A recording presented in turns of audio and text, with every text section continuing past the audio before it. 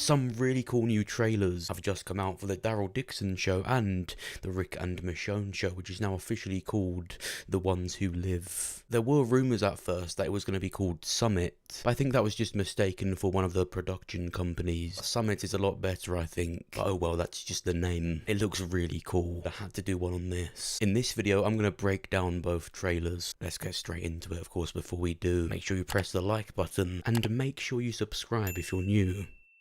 So first of all, in the Daryl Dixon trailer, we see what we already saw in the sneak peeks. He gets washed up out of France, which we'll talk about in a bit because we do see a ship in the trailer too. But first of all, we see the antagonists of the show who look really similar to that woman we saw in that end credit scene in World Beyond who said she was a doctor on the Violet team, dressed all in black, long black coat. So they seem to be the antagonists while Daryl has been taken care of by some nuns and they're the protagonists. The music, the cinematography, everything about this show looks amazing, but this is where it gets just slightly negative. Daryl starts relating to a kid. At first, obviously, it's fine. I'm not some kid-hating savage, but it does genuinely get a bit worrying because unfortunately, these nuns ask Daryl to escort this boy, Laurent, across France, get him from A to B for the revival of humanity. And unfortunately, I don't know for sure, but it's looking like he's immune. Fear played with the idea a bit in the first half of season 8, and it did make you think, oh no, why is Fear doing it? But they sort of just said radiation is something to do with it. You know, it could mean a cure in the future. Not that there will be a cure, that some people, because the CRM are looking for that, could use radiation. We have characters in Fear that have now seen that. Morgan's seen that it prolonged the attack of Wildfire. Could this mean they just think he's immune and he turns out not to be? Yeah, a bit of a common theme of the Walking Dead shows, they think. Doesn't mean it is. Now I say this is negative because we've seen this before many times in pop culture. I mean, to say the least, The Last of Us. I hate saying stuff like they're copying The Last of Us or even were inspired by it. There are so many similarities that I could go into, but I don't want to believe the whole point of this show is Daryl going to France and just delivering this kid, like in The Last of Us, like in The Mandalorian. I mean, just name the show, name the game. If this is just a small portion of it, you know, maybe the second and third episode, the last two, then it's not that much of an issue, is it? But on the outside looking in, a show like The Walking Dead, that's spoken about so much of not knowing when to fold it and when to hold it. Coincidences, inspirations, straight copies, whatever you want to call it. Hopefully this isn't a massive part of this show. It's funny because in Dead City, they didn't show that mute girl in the trailer, did they? In every Walking Dead show now, there's a kid. Like, the only way they know to make these characters vulnerable is give them a kid. I'd rather Daryl had a cat. It's irritating and boring, but actually a bit scary. You might know this already, but they actually filmed an ending scene for the main show where that last scene is all of the kids grown up.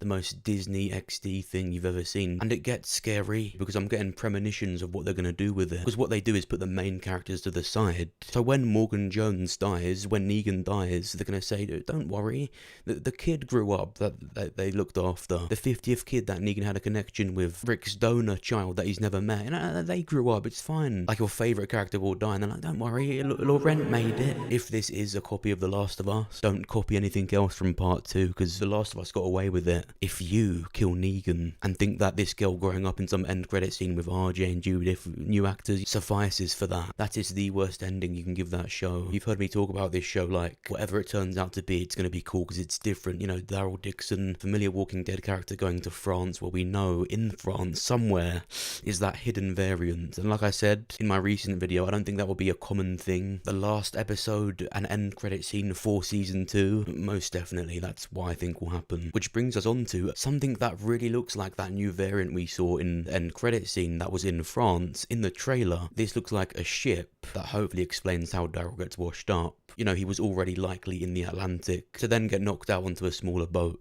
Like I said in my recent video, he might have jumped onto this ship thinking that it would take him to Rick. Boats play an important part in Rick Grimes' story, so it could be CRM related. But unless it's the special effects or maybe even CGI, this looks like a faster walker. Now, the variant that we've always seen in the main show, the variant that we also saw in Atlanta, sure, both of those could stumble a bit longer, but you've got to think, if Daryl's jumping overboard into the ocean from a ship, from any zombie that he's always dealt with, surely this one presented a lot more danger. It looks like it's run after him, and so he's had to start running too. Even looks like it docks down from the explosion of the ship. It looks like there's also a flashback scene from one of the new characters in the show, from when the apocalypse started, so possibly again more on how the zombie apocalypse in The Walking Dead was in France when it started. Again, it makes it look like a long time ago. It was a bit different to the one in the US. These darker antagonists are trying to stop Daryl from taking this boy to where he's supposed to go, which is weird because it makes it sound like he's immune or he's got something that can help with the revival of humanity. Unless he's like the son of a powerful relative, it seems like he possesses something that could help with some kind of revival of humanity. With this woman that is clearly the leader looking like this doctor, could it be that she wants him for their idea of a cure or of immunity, and where Daryl's taking him is somewhere where they don't think it will work? I mean, these people might know about those stronger variants while these people don't, so they're like, give me the kid, you don't know what's out there, we've already tried to do the cure, we tried to find a solution, it didn't work, we made it worse, you're gonna release it back onto the streets. The show looks really good, the music, just everything about it is so much better than what the main show did since late season 10, so really excited for it. I'd rather these tropes weren't in it, but I'm not going to shoot it down before I've seen it. Really cool. And the second half of Fear the Walking Dead season 8 airs just after the Daryl show, so those 6 episodes will start after the 6 of Daryl's show. And by the way, it was confirmed that Troy is alive, if that ending scene in the first half didn't convince you enough. And then we have the trailer for the Rick Grimes and Michonne show. It looks really cool. We hear Michonne say, I've been out there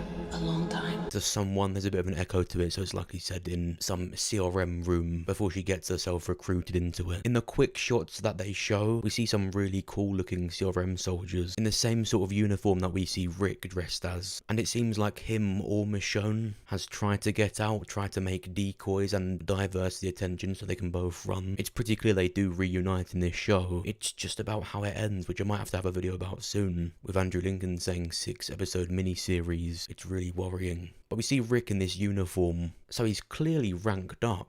Of course, in World Beyond we saw Silas in this similar jacket, so he's some zombie apocalypse janitor, and then some general, quite an ominous one at that. Some people have said to me this looks a bit like Silas, but I don't know if that would make sense in the timeline. It looks like he's got a beard too, unless that's just his hair and a blue apron. I would hope they'd keep these World Beyond kids away from Rick Grimes, but unfortunately I don't think I see that happening. Could this be Silas though? Maybe, but I don't think it is. I see this as Rick playing along in this general role. I think he'd know that's the only way to get out. They've got to be a lot more tougher in this show. I mean, clearly they are. Wherever Rick is, with these much more bulky CRM soldiers, this is no Nickelodeon show now. He's got to play along just like Jadis did. The thing is with her, she's not playing. Another tragic accident. These things happen. Just enjoys being some I wouldn't be surprised if there's a full-length trailer in September or in October. I think there's New York Comic Con and they usually announce stuff there too, and possibly a release date, but so far of course